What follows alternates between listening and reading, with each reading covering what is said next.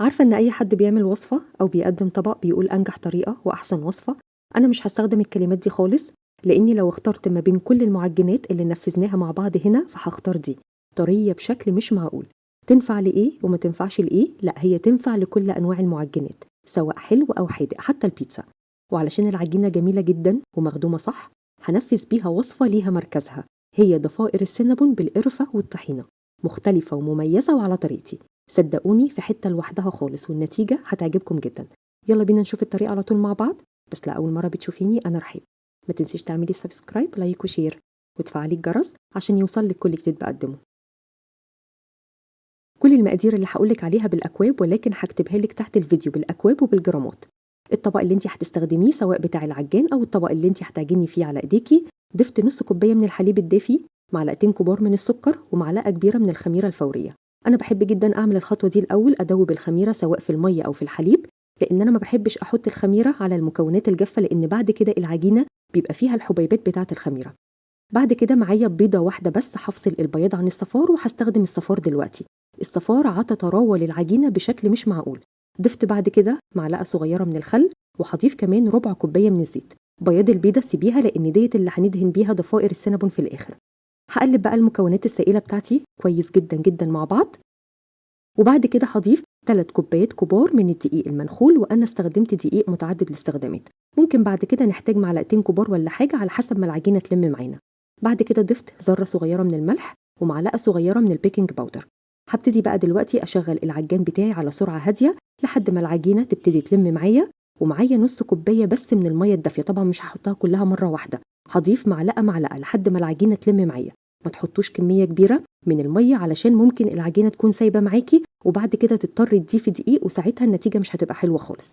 عجنت لمدة 8 دقايق كاملين، وزي ما انتم شايفين كده العجينة طرية جدا جدا ومش بتلزق، ناعمة ولونها فاتح من معلقة الخل اللي احنا حطيناها، ومش مشققة خالص.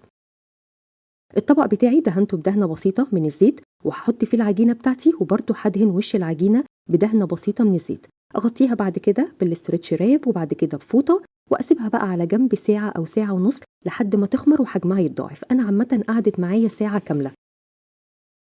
زي ما انتم شايفين كده الحجم بتاعها اتضاعف، وما شاء الله ناجحة جدا وطرية جدا جدا. اظن المشهد دوت بيبين لكم قد ايه هي طرية وناعمة جدا. كده خلاص العجينة بتاعتي بقت جاهزة. الكاونتر اللي انا هشتغل عليه فردت كده العجينة على شكل دايرة، بس اهم حاجة طبعا ان هي ما تبقاش رفيعة قوي، علشان بعد كده هبتدي اقطعها بنفس الشكل دوت. الطريقة ديت سهلة جدا للتقطيع.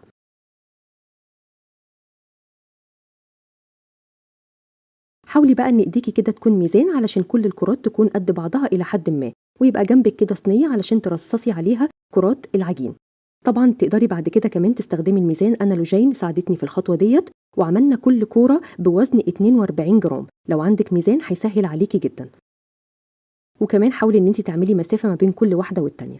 غطيتها كده بورق البلاستيك وهسيبها حوالي ربع ساعة لحد ما تخمر مرة تانية. دلوقتي هنحضر مع بعض الحشوة. نص كوباية من السكر البني او السكر الابيض، معلقتين كبار من القرفة المطحونة، ومعلقة كبيرة من الدقيق. الدقيق هيخلي الحشوة ديت تمسك كده مع بعضها، والسكر ما يسحش ويطلع كده من ضفائر السينابون بعد التسوية. قلبتهم كويس مع بعض، وبعد كده هضيف معلقة او معلقة ونص من الطحينة. الطحينة عطت طعم حلو جدا جدا للحشوة. ممكن تستخدمي معلقة ونص او معلقتين، المهم ان انت توصلي للحشوة بالقوام دوت.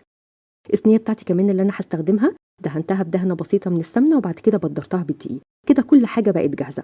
هرش رشة بسيطة كده من الدقيق واخد كده اول كورة، وطبعا تقفلي الكرات التانية بورق البلاستيك وتفرديها بنفس الشكل ده. اهم حاجة ان الجزء اللي في النص دوت ما يبقاش خفيف، لان دوت اللي احنا هنحط فيه الحشوة. حطيت كده معلقتين صغيرين من الحشوة وهقفلها بنفس الطريقة ديت. اهم حاجة تقفليها كويس جدا جدا من تحت، وبعد كده بايديكي الاتنين كده تشكليها على شكل رول، او على الكاونتر اللي انت بتشتغلي عليه برضو تشكليها على شكل رول. سكينة رفيعة بقى وتبتدي كده تقسميها من النص. اهم حاجة بس ان الجزء اللي فوق هو اللي يبقى مقفول، والجزء اللي تحت هو اللي يبقى مفتوح. وبعد كده تحاولي كده تشدي الاطراف بتاعتها، اهم حاجة ان هي ما تتقطعش معاكي، وتلفيها بنفس الشكل ده. وبعد كده من الطرفين تلفيهم عكس بعض كأنك كده بتلفي بونبونية، وتقفليها على بعض، وهتلاقيها بتتشكل معاكي وشكلها حلو جدا جدا. الجزء اللي انت هتقفلي منه اقفليه كويس قوي، ولما تيجي تحطيه في الصينيه حاولي كده ان الجزء اللي انت هتقفليه يكون ملامس لسور الصينيه علشان ما يتفكش اثناء التخمير، ولا يتفك أثناء التسوية في الفرن. غطيتها مرة كمان. خطوة مهمة جدا في أي معجنات بتستخدميها، كل خطوة بتعمليها في العجينة لازم تسيبيها ترتاح علشان تديكي أحسن نتيجة. كده خلاص اختمرت معايا. هنبتدي بقى دلوقتي ندهن وش الضفائر. بياض البيضة اللي احنا استخدمناه كده في الأول ضفت عليه معلقة كبيرة من الحليب، وهبتدي بقى كده أدهن وش ضفائر السينابون بتاعي. وخلاص كده الصينية بقت جاهزة، تدخل الفرن على درجة حرارة 200 على الرف الأوسط، وهتقعد نص ساعة بالظبط. على بال ما تطلع من الفرن هنجهز مع بعض الصوص الأبيض. معايا حوالي 7 مكعبات من الجبنة، ضفت عليهم معلقتين كبار من السكر البودر، وهضيف كمان معلقتين كبار من الحليب، وهقلب كويس جدا جدا. وبعد كده هضيف معلقة صغيرة من الزبدة. ممكن تستخدمي الشوكة، وممكن تحطي كده الصوص دوت في الخلاط، أو تستخدمي الهاند بلندر. المهم ان انت توصلي للقوام دوت، ولو حسيتي ان هو تقيل شوية ممكن تضيفي معلقة كبيرة من الحليب. ضفائر السينابون بقت جاهزة وقعدت معايا نص ساعة كاملة في الفرن. وعلى فكرة أنا ما شغلتش الشواية، هي أخدت اللون الرهيب دوت أثناء التسوية، طرية بشكل مش معقول، ولونها جميل جدا، وريحتها كمان حلوة جدا جدا. بصي كمان من الجوانب مظبوطة قوي.